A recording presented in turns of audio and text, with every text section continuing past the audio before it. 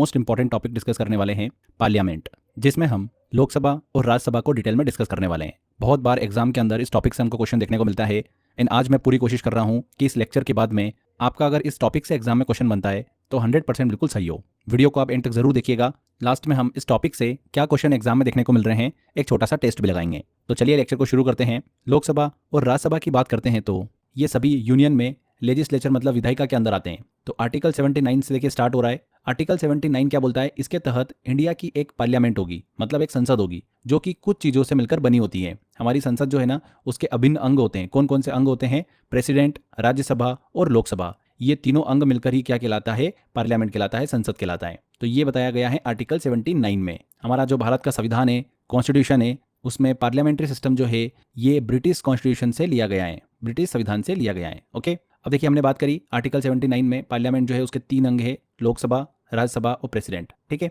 तो प्रेसिडेंट वाला जो हिस्सा है ये हम आगे जो लेक्चर आने वाला है हमारा नेक्स्ट, उसमें हम इस पार्ट को डिस्कस करेंगे। President, vice president, PM, council of minister, उनके बारे में हम सेपरेट वीडियो में पढ़ेंगे। चूंकि हमारा टॉपिक का नाम ही पार्लियामेंट है, संसद है, इसलिए हम इसमें राज्यसभा और लोकसभा की बात करेंगे। ठीक है, तो यहाँ पर राज्यसभा और लोकसभा की बात हो रही है। तो राज्यसभा जो है ये हमारी संसद का अपर हाउस है और लोकसभा जो है ये हमारी संसद का लोअर हाउस है, निम्न सदन है। राज्यसभा जो है ये आर्टिकल 80 से रिलेट करता है, लोकसभा जो है ये आर्टिकल 81 से रिलेट करता है। ये बहुत इंपॉर्टेंट है, एग्जाम में सीधे क्वेश्चन यहाँ से पूछ लेते हैं, इसलिए ध्यान रखिएगा। 79 पार्लियामेंट से रिलेट करता है, 80 राज्यसभा से, 81 लोकसभा से। अब इसको याद करने की मैंने काफी अच्छी ट्रिक बना रखी है, बस एक बार वो ट्रिक देख लो, जिंदगी भर के लिए आपको ये आर्टिकल याद हो जाएगा। कंफ्यूजन नहीं होगा कि आर्टिकल 80 में क्या है, 81 में क्या है, 79 में क्या है, ये कंफ्यूजन खत्म हो जाएगा। ये तो हमको पता है कि 79, 80 और 81 में बताया गया है, पर किस में किसको बताया गया है ये कंफ्यूजन ना हो, इसके लिए ट्रिक है। तो ट्रिक हमारी ये है कि मैं आपको एक इमेज दिखा रहा हूँ, आप वो इमेज देखिए, उस इमेज से आपको 101% सारी चीज़ें याद हो जाएगी, वो इमेज ही आपके दिमाग में सेट हो जाएगी। तो कभी भी इससे रिलेटेड एग्जाम में क्वेश्चन आएगा, वो इमेज आपके दिमाग में आएगी और सही आंसर आप टिक कर दोगे। इमेज ये है कि ये एक पैरट है, तोता। पैरट जो है इसको भूख लगी है और ये जा रहा है लौकी खाने। क्या खाने जा रहा है? लौकी। इसको सामने दिख रही है कि वो लौकी रखी हुई है, मुझे वो खाना है, बट ये वहां तक पहुंच नहीं पा रहा है। क्यों नहीं पहुंच पा रहा है? क्योंकि बीच में राजा बैठा हुआ है और राजा जो है वो लौकी तक इस पैरट को जाने नहीं दे रहा है। तो ये एक हमारी सिचुएशन हमने बनाई है, इमेज के थ्रू मैंने आपको ये एक्सप्लेन किया है। बस आपने ये देख लिया, आपके दिमाग में पूरा सेट हो गया। सबसे पहले आपको क्या दिख रहा है? पैरट दिख रहा है, तो PA लिख लेना है हमको।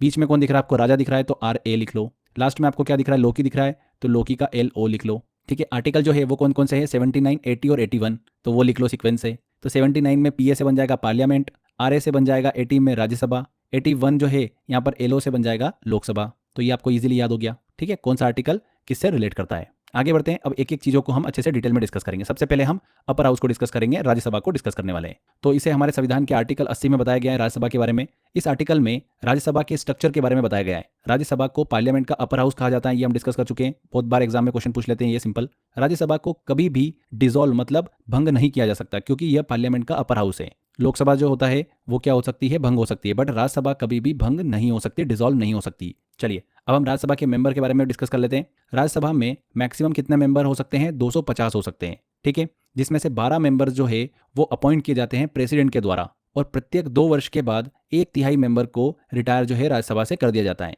ये चीज आप दिमाग में रखिएगा। मैक्सिमम कितने हैं? 250 है, जिसमें से 12 जो है वो मनोनीत किए जाते हैं राष्ट्रपति के द्वारा। और जो राज्यसभा के मेंबर होते हैं उनका कार्यकाल तो 6 वर्षों का होता है, बट हर 2 वर्षों के बाद 1/3 मेंबर को रिटायर कर दिया जाता है। हालांकि वो बाद में भी फिर चुन के आ सकते हैं, बट हर 2 वर्षों के बाद 1/3 मेंबर को रिटायर किया जाता है। अब थोड़ा स्ट्रक्चर डिस्कस करते हैं। मैंने आपको बताया कि मैक्सिमम कितने हो सकते हैं? 250 हो सकते हैं, बट वर्तमान में कितने हैं? 245 है। राज्यसभा में मेंबर की संख्या कितनी है वर्तमान में? 245 है। अब आप बोलेंगे कि सर ये 5 क्यों ज़्यादा बताई हुई है? तो ये जो 5 सीटें हैं किसी विशेष राज्य या फिर केंद्रशासित प्रदेश के लिए आरक्षित नहीं है, बल्कि यह राज्यसभा की अधिकतम क्षमता के अंदर है और संसद की जरूरत के अनुसार भरी जा सकती हैं। तो मैक्सिमम सदस्य संख्या कितनी है? 250। वर्तमान में कितनी है? 245 है। अब ध्यान से देखिएगा, इसमें 233 सीटें जो है वो स्टेट से या फिर यूनियन टेरिटरी से चुनी जा सकती हैं। कितनी? 233। और 12 सीट जो है ये अभी हमने डिस्कस भी किया था कि प्रेसिडेंट के द्वारा मनोनीत की जाती हैं, तो प्रेसिडेंट के द्वारा चुने जाते हैं 12 सदस्य। तो 233 प्लस 12 कितने हो गए? 245। ये क्लियर हो गया। अब 233 हमने बात करी कि स्टेट से या फिर केंद्र शासित प्रदेश यूनियन टेरिटरी से चुने जा सकते हैं राज्यसभा के मेंबर। तो इसको भी सेग्रीगेट कर लेते हैं। स्टेट से कितने? 225 और यूनियन टेरिटरी से कितने? 8। ये 8 जो है फ्रेंड्स, यहाँ पर दिल्ली से 3, जम्मू एंड कश्मीर से 4 एंड पुदुचेरी से 1, कितने हो गए? 8। तो 8 केंद्र शासित प्रदेश से राज्यसभा के मेंबर चुने जा सकते हैं और स्टेट से 225, तो कुल मिलाकर ये हो गए 233 और 12 इसमें प्रेसिडेंट के जोड़ दो तो हो गए 245। ये वर्तमान में राज्यसभा के मेंबरों की संख्या है। मैक्सिमम कितने हो सकते हैं ये जरूर ध्यान रखिएगा, 250। 233 निर्वाचित होते हैं, इलेक्टेड होते हैं, और 12 जो है वो मनोनीत होते हैं राष्ट्रपति के द्वारा। आगे बढ़ते हैं। राज्यसभा के मेंबर की अपॉइंटमेंट जो होती है वो स्टेट असेंबली के मेंबर के द्वारा की जाती है। और जो राज्यसभा के मेंबर्स का टेन्योर होता है वो कितना होता है, 6 वर्षों का होता है। जो भारत का उपराष्ट्रपति होता है, वाइस प्रेसिडेंट होता है, वो राज्यसभा का सभापति होता है, मतलब अध्यक्ष होता है, और इसका टेन्योर जो होता है वो कितना होता है, 5 वर्षों का होता है। अगर हम डिप्टी चेयरमैन की बात करें राज्यसभा के, तो उनको राज्यसभा के मेंबर जो होते हैं वो अपने में से ही चुनते हैं। अब बात करें कि राज्यसभा के मेंबर बनने के लिए क्वालिफिकेशन जो होती है उसकी क्या जरूरत होती है, तो पहला तो ये कि वो इंडिया का सिटीजन होना चाहिए। दूसरा, इसकी मिनिमम एज जो होना चाहिए वो 30 वर्षों की होना चाहिए। तो ये क्राइटेरिया होता है, ये क्वालिफिकेशंस होते हैं। ये हमने बेसिक एक राज्यसभा के बारे में डिस्कस किया। अब हम बात करते हैं लोकसभा की। तो लोकसभा के बारे में हमारे संविधान के आर्टिकल 81 में बताया गया है। इस आर्टिकल में लोकसभा के स्ट्रक्चर को समझाया गया है। जैसा कि पहले भी हम डिस्कस कर चुके हैं कि लोकसभा को पार्लियामेंट का लोअर हाउस कहा जाता है और इसे डिसॉल्व किया जा सकता है। इसके मेंबर्स को डायरेक्ट पब्लिक के द्वारा लोकसभा इलेक्शन में चुना जाता है। लोकसभा में मैक्सिमम सदस्यों की संख्या कितनी है, मेंबर की संख्या कितनी है, 550 है। ये पहले 552 हुआ करती थी। 2 एंग्लो भारतीय समुदाय के लोगों को चुना जाता था, एंग्लो इंडियंस। राष्ट्रपति के द्वारा इन्हें नॉमिनेट किया जाता था, बट अब जो है इनको संविधान संशोधन करके हटा दिया गया है। तो 2 कम हो गए, पहले 552 थी, 552, तो कितनी हो गई है अब, 550 हो गई। तो लोकसभा के अंदर मैक्सिमम मेंबर 550 हो सकते हैं। पर बात करें कि कितने पर इलेक्शन होता है, तो 543 सीट्स पर इलेक्शन होता है। कितने पर, 543 पर। अभी मैं आपको आगे समझाने वाला हूं। लोकसभा के मेंबर के टेन्योर की बात करें तो कितना होता है, 5 वर्षों का होता है। जो लोकसभा होती है उसमें जो चेयरमैन होता है और वाइस चेयरमैन होता है, उनकी अपॉइंटमेंट जो है लोकसभा के मेंबर करते हैं। लोकसभा का जो चेयरमैन होता है वही प्रेसिडेंट द्वारा बुलाए गए ज्वाइंट सेशन की अध्यक्षता करता है। ये जरूर आप ध्यान रखिएगा, एग्जाम में पूछ लेते हैं ये पॉइंट। लोकसभा का जो चेयरमैन होता है, अगर राष्ट्रपति ज्वाइंट सेशन बुलाता है, मतलब राज्यसभा और लोकसभा का, तो उसकी अध्यक्षता कौन करता है, लोकसभा का चेयरमैन करता है। अब हम यहाँ पर देखिए क्वालिफिकेशन की बात करें लोकसभा का सदस्य बनने की, तो इंडिया का सिटीजन होना चाहिए और मिनिमम एज जो है वो 25 वर्ष होना चाहिए। राज्यसभा में कितनी थी मिनिमम एज, 30 वर्ष थी। लोकसभा में कितनी है, 25 वर्ष है। अब देखिए मेंबर का थोड़ा स्ट्रक्चर देख लेते हैं हम। तो हमने कितनी बात करी थी फ्रेंड, मैक्सिमम सदस्य कितने हो सकते हैं, 550 हो सकते हैं। पहले ये संख्या कितनी थी, 552 थी, लेकिन 104 कॉन्स्टिट्यूशनल अमेंडमेंट 2019 के तहत 2 एंग्लो इंडियन को हटा दिया गया। तो अब लोकसभा में मैक्सिमम सदस्यों की संख्या कितनी हो गई, 550 हो गई। वर्तमान में कितने चुने जाते हैं, 543 चुने जाते हैं, 543। राज्यों से कितने इलेक्टेड होते हैं, 524, और केंद्र शासित प्रदेशों से 19। ठीक है, ये 543 का बताया मैंने। जो मैक्सिमम सदस्य हैं 550, उसकी अगर हम बात करें तो राज्यों से कितने, 530 मैक्सिमम, और केंद्र शासित प्रदेश से कितने, 20। अब आप बोलेंगे कि सर मैक्सिमम 550 सदस्य यहाँ पर बताए गए, बट जो इलेक्शन हो रहे हैं वो 543 सीट्स पर ही क्यों हो रहे हैं, ये 7 सीट जो है ये इनका डिफरेंस क्यों आ रहा है और इस पर इलेक्शन क्यों नहीं होते हैं। तो फ्रेंड्स, बची हुई जो 7 सीटें हैं वहां पर जनसंख्या के अनुपात में असमानता, मतलब डिस्पैरिटी इन पॉपुलेशन रेशियो के कारण इलेक्शन नहीं होते हैं, ये सीटें खाली रह जाती हैं। इसको आसान शब्दों में समझें तो डिलिमिटेशन मतलब परिसीमन और जनसंख्या के आधार पर इन सीटों का सही और समान रूप से वितरण जो है वो नहीं हो सका है, जिसके कारण कुछ सीटें जो है वो खाली रह जाती हैं।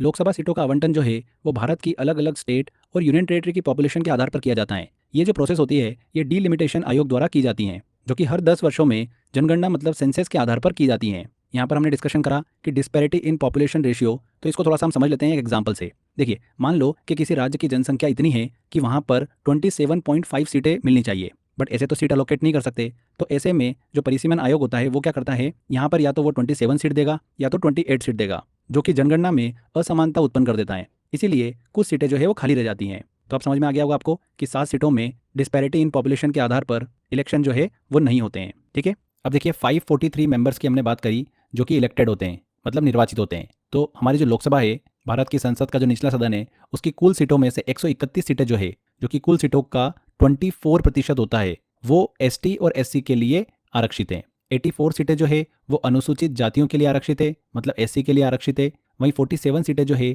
वो अनुसूचित जनजाति मतलब एसटी के लिए आरक्षित हैं, शेड्यूल्ड ट्राइब्स के लिए। तो ये आंकड़ा दिमाग में रखिएगा, सीधे एग्जाम में क्वेश्चन पूछ लेते हैं, बहुत ही इंपॉर्टेंट है। ओके, चलिए अब आगे बढ़ते हैं। अगला आर्टिकल हमारा आता है आर्टिकल 83। एक एक करके हम आर्टिकल पढ़ेंगे अब, और कहां तक पहुंचेंगे, आर्टिकल 123 तक पहुंचेंगे। सारे इंपॉर्टेंट आर्टिकल मैं आपसे डिस्कस करूंगा। आर्टिकल 83 जो है, इस आर्टिकल में पार्लियामेंट के टेन्योर के बारे में बताया गया है कि राज्यसभा का जो कार्यकाल होगा वो 6 वर्षों का होगा। मतलब अगर राज्यसभा में अगर मेंबर है तो उसका कार्यकाल कितना होगा, 6 वर्षों का होगा। लोकसभा में देखिए अगर बात करें तो इसका कार्यकाल जो होता है वो 5 वर्षों का होता है। अगर न्यू गवर्नमेंट के प्रथम सत्र से बात करें तो 5 वर्षों का होता है। हाँ, यहाँ पर एक चीज ध्यान रखिएगा, अगर देश में इमरजेंसी की सिचुएशन आ जाए तो लोकसभा के कार्यकाल को मैक्सिमम 1 वर्ष तक बढ़ाया जा सकता है। ठीक है, तो ये दिमाग में रखिएगा पॉइंट। तो यहाँ पर फ्रेंड्स हमने राज्यसभा और लोकसभा को अच्छे से डिटेल में डिस्कस किया। एक्टिव व्हील 2-in-1 अब बेहतरीन सफाई और खुशबू के साथ। मेरी कसरत तो हो गई, अब आपकी बारी। हम क्यों करें कसरत, हमारे पास है कोई और आपसे भी ज्यादा ताकतवर। कौन? वी नींबू जैस्मिन की ताकत के साथ। नींबू की ताकत मैल की बैंड बजाए और जैस्मिन कपड़ों को फ्रेश बनाए। मतलब हम नींबू और हम जैस्मिन। ये तो चैन से सपनों में खोया है, कहीं खांसी इसकी नींद खराब ना कर दे। इसलिए वेपर अप का नया फॉर्मूला दे पावरफुल वेपर्स का भरोसा।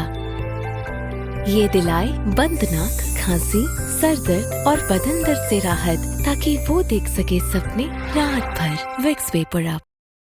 बहुत सारे क्वेश्चंस यहाँ से इस सेक्शन से हमको देखने को मिलते हैं। चलिए एक छोटा सा टेस्ट लगाते हैं और देखते हैं कि किस तरीके के क्वेश्चंस हमको यहाँ से एग्जाम में देखने को मिलते हैं। पहला क्वेश्चन है, बिल्कुल अभी लेटेस्ट एग्जाम में पूछा हुआ क्वेश्चन है, भारतीय संविधान का इनमें से कौन सा अनुच्छेद आर्टिकल राज्यसभा की अधिकतम संख्या 250 निर्धारित करता है? तो कौन सा आर्टिकल है? आर्टिकल 80। B answer. राज्यसभा का सदस्य बनने के लिए एक भारतीय नागरिक की न्यूनतम आयु कितनी होनी चाहिए? तो राज्यसभा का अगर सदस्य बनना है तो भारतीय नागरिक की न्यूनतम आयु कितनी होना चाहिए? 30 वर्ष होना चाहिए। A answer. भारत के राष्ट्रपति द्वारा अधिकतम कितने सदस्यों को राज्यसभा का सदस्य बनने के लिए मनोनीत किया जा सकता है? तो राष्ट्रपति के द्वारा अधिकतम 12 सदस्यों को। A answer. एक राज्यसभा सदस्य का कार्यकाल कितने वर्षों का होता है? तो राज्यसभा के सदस्य का कार्यकाल कितने वर्षों का होता है? 6 वर्ष का होता है। लोकसभा के सदस्य का कार्यकाल होता है 5 वर्ष। नेक्स्ट क्वेश्चन आता है, इनमें से कौन सा कथन सही है? पहला कथन है, राज्यसभा का हर सदस्य 6 साल के लिए चुना जाता है। बिल्कुल सही है। राज्यसभा कभी भी भंग नहीं होती है, ये पॉइंट भी बिल्कुल सही है। राज्यसभा के 1/3 सदस्य हर 2 साल में रिटायर होते हैं, ये पॉइंट भी बिल्कुल सही है। तो सभी कथन यहाँ पर सही होंगे। D answer. इनमें से कौन सा कथन सही नहीं है? तो राज्यसभा के सदस्यों का चुनाव सीधे जनता करती है, ये पॉइंट बिल्कुल गलत है। राज्यसभा के सदस्य जनता द्वारा सीधे निर्वाचित नहीं होते हैं, इसके सदस्यों का चुनाव विधानसभाओं के जो निर्वाचित सदस्य होते हैं, एमएलएस होते हैं, उनके द्वारा किया जाता है, वो भी संविधान के आर्टिकल 80(4) के तहत। तो पहला ही पॉइंट यहाँ पर गलत दे रखा है इन्होंने। सेकंड देखिए, राज्यसभा का सभापति उपराष्ट्रपति होता है, बिल्कुल सही। राज्यसभा को उच्च सदन कहा जाता है, ये पॉइंट भी सही है। राज्यसभा को स्थायी सदन कहा जाता है, ये पॉइंट भी सही है। पहला वाला कथन जो है वो गलत है, तो ए आंसर यहाँ पर सही होगा। नेक्स्ट क्वेश्चन है, यदि लोकसभा का कोई सदस्य अयोग्य घोषित कर दिया जाता है तो किसके पास अंतिम निर्णय का अधिकार होता है? तो आखिरी अंतिम निर्णय का अधिकार जो होता है वो होता है लोकसभा स्पीकर के पास में। A answer. अगले क्वेश्चन की तरफ चलते हैं। इनमें से कौन सा कथन सही है? लोकसभा का हर सदस्य 5 साल के लिए चुना जाता है, बिल्कुल सही। लोकसभा को राष्ट्रपति द्वारा भंग किया जा सकता है, ये पॉइंट भी सही है। लोकसभा के सभी सदस्य प्रत्यक्ष चुनाव से चुने जाते हैं, तो डायरेक्ट इलेक्टेड होते हैं लोकसभा के सभी सदस्य, ये पॉइंट भी सही है। तीनों पॉइंट यहाँ पर हमारे सही होंगे, तो सभी सही। D answer. तो इस तरीके से क्वेश्चन हमको देखने को मिलते हैं एग्जाम में। काफी क्वेश्चन पूछे जा रहे हैं आजकल, तो आई होप इस टॉपिक से जब भी एग्जाम में आप क्वेश्चन आएगा आप 100% बिल्कुल क्वेश्चन सही करके आओगे। तो यहाँ पर हमारा ये सेशन कंप्लीट होता है फ्रेंड्स। आई होप आपने अच्छे से सारे क्वेश्चन सॉल्व भी कर लिए होंगे। इसी तरीके से आप सिस्टमेटिक तरीके से to the point exam oriented अगर पढ़ना चाहते हैं तो आप मेरा